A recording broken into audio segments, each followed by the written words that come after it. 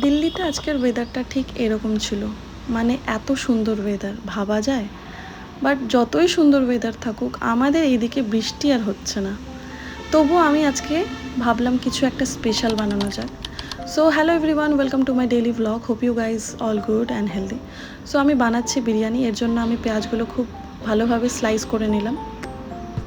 তারপর আমি এখন আলুগুলো ফ্রাই করছি, আর এগুলো কিন্তু সবগুলোই আমি আগে থেকে বয়েল করে রেখেছি। কিছু নয়, সামান্য হলুদ আর লবণ দিয়ে আমি ফ্রাই করে রাখছি।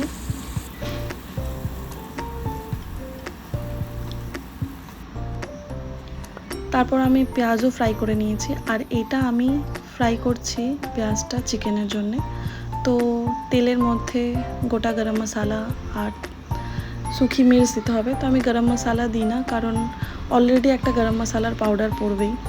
তো আমি তেজপাতা আর শুকি মির্চ দিয়েছি। তারপর পেঁয়াজটা হালকা লাইট ব্রাউন হয়ে গেলে প্রথমে আমি রসুন দিয়েছি। রসুনটাকে একটু থেতো করে তারপর ওটা একটু ফ্রাই হয়ে যাওয়ার পর আমি আদা বাটা দিচ্ছি। তারপর তোমার বাড়িতে যত মশলা আছে, মানে ধনে, জিরা, হলুদ গুঁড়ো, কাশ্মীরি রেড চিলি পাউডার। আমি যেহেতু কালারের জন্য ইউজ করি, আমি নর্মাল চিলিটা ইউজ করি না, কারণ আমার বাড়িতে বাচ্চা আছে, ও খেতে পারবে না, তাই জন্য এটা আমি কালারের জন্যই ইউজ করি, তাই একটু বেশি ইউজ করি। তারপর একটু মশলাটা ভুনে যাওয়ার পর একটু জল দিতে হবে, যাতে মশলাটা মানে পুড়ে না যায়।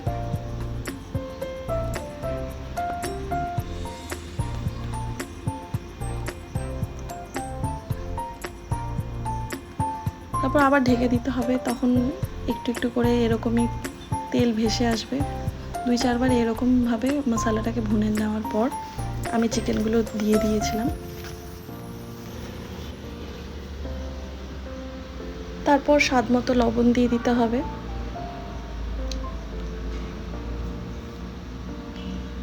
আমি চিকেনের মধ্যে এরকমই গোটা টমেটো দিয়ে দিয়েছিলাম, কারণ এরকম টমেটো দিলে না ওর ওপরে স্কিনটা উঠাতে সুবিধা হয়, আর টমেটোটাও ভালোভাবে গলে যায়।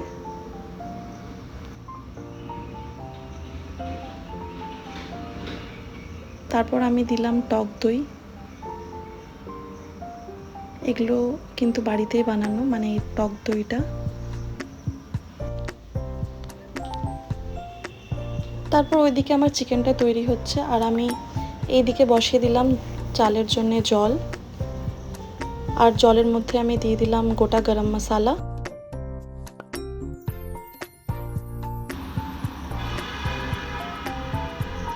তারপর আমি এই মশলাটা দিলাম।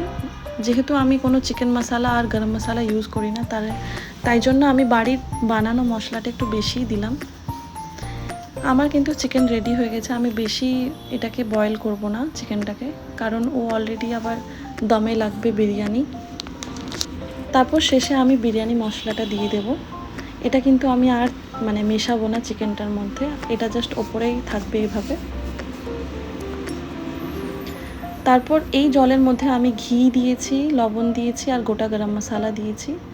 তারপর যখন জলটা একটু ফুটে উঠলো, তখন আমি এই চালগুলো দিয়ে দিলাম। তারপর আমি দিলাম একটু ভিনেগার, যাতে চালগুলো ভেঙে না যায়। মাঝে মাঝে একটু চালিয়ে দেখতে হবে। 70-80% যখন বয়েল হয়ে যাবে, তখন চালগুলো নামিয়ে নিতে হবে। জলের মধ্যে ভেসে থাকা আমি গরম মশলাগুলোকে আগেই ফেলে দিলাম, যাতে এগুলো মুখে না যায়।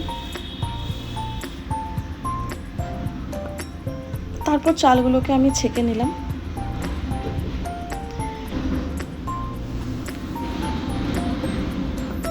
ভালোভাবে জল ঝরিয়ে নিতে হবে, যাতে কোনো রকম জল না থাকে নিচে, কারণ অলরেডি যদি বিরিয়ানি একটু গলা গলা হয় ভালো লাগবে না, ওই জন্য ভালো করে ছেঁকে নিতে হবে।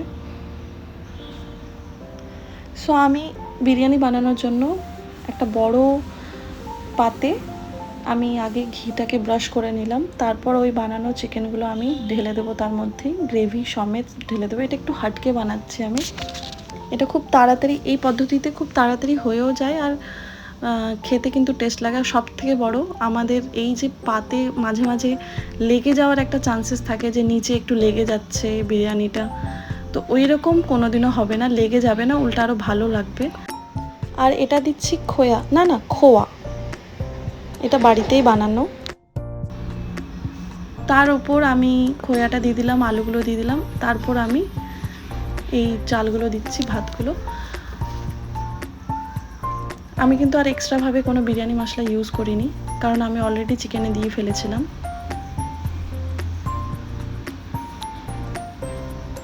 এতগুলো আমি গরম মশলা ফেললাম, তবুও আবার চলে এসেছে মুখের মধ্যে।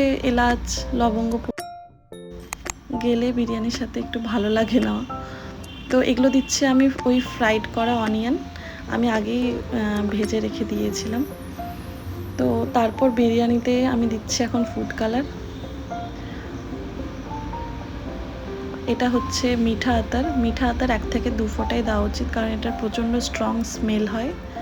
এরপর হালকা আমি দিচ্ছি বিরিয়ানি মশলা ওপরে একটু ছড়িয়ে।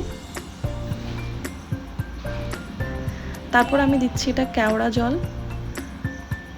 এটা আমি একটু বেশি দিই, মানে 1 চামচের বদলে 2 চামচ, কারণ আমি রোজ ওয়াটারটা কম দিই।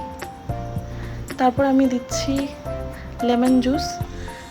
লেমনগুলোকে হালকা স্লাইসভাবেও দেওয়া যায়, বাট আমি একটু জুসটা দেওয়া বেশি প্রেফার করি।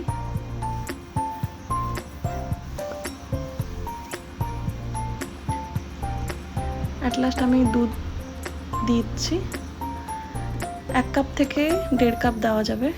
তারপর ঘি দিচ্ছি।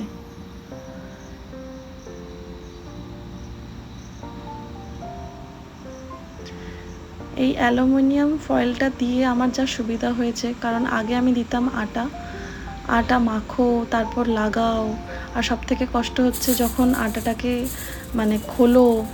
তো এর থেকে ভালো আমি অ্যালুমিনিয়াম ফয়েলটা দিচ্ছি, ভালোভাবে এটাকে র্যাপ করে দিলে কোনো রকম হাওয়া বেরোয় না। সো এটা দিয়ে কিন্তু আমার অনেকটাই সুবিধা হয়েছে। তার উপরে আমি একটা বড় ঢাকনা দিয়ে দিচ্ছি, যাতে কোনো রকমভাবে কোনো হাওয়া না বেরোয় ভেতর থেকে। সো আফটার 20 মিনিটস আমার রেডি হয়ে গেছে বিরিয়ানি। প্রথমে 5 মিনিটস একটু বেশি হিটে দিতে হবে, তারপর 15 মিনিট একটু কম আছে, আর এই তাওয়াটার উপর দিয়ে দিতে হবে যাতে ভালোভাবে দম লেগে যায়। আমি বিরিয়ানিটা যখন খুলি, মানে এই পাতটা আমি মোবাইল রেডি রেখেছি, বাট আমার রেকর্ড করা হয়নি। সো এইভাবেই আমি একটু স্কিপ হয়ে গেছে, কিন্তু তবুও বোঝা যাচ্ছে যে কতটা ধোঁয়া বেরোচ্ছে আর কালারটা কতটা সুন্দর হয়েছে। আমি একটু তোমাদেরকে সুন্দর একটা পিস দেখাচ্ছি, লেগ পিস। দেখো তোমরা নিজেই বলো কালারটা কত সুন্দর হয়েছে। এটা শুধু দেখতে সুন্দর নয়, খেতেও ততটাই সুন্দর হয়েছে। তোমাদেরকে আমি না একটা পিস ভেঙেও দেখাচ্ছি, বাট এতটাই গরম ছিল যে আমি হাত দিতে পারছিলাম না। বাট কত সুন্দর বয়েল হয়েছে দেখো তোমরা। ইনি হচ্ছেন আমার ফরএভার কমপ্লিমেন্ট দেয় আমাকে। আমার মেয়ে খুব পছন্দ করে ও বিরিয়ানি খেতে। সো তোমাদের কেমন লাগলো এই ভিডিওটা আমাকে অবশ্যই জানাবে কমেন্ট সেকশনে, and don't forget to subscribe my channel. Thank you so much.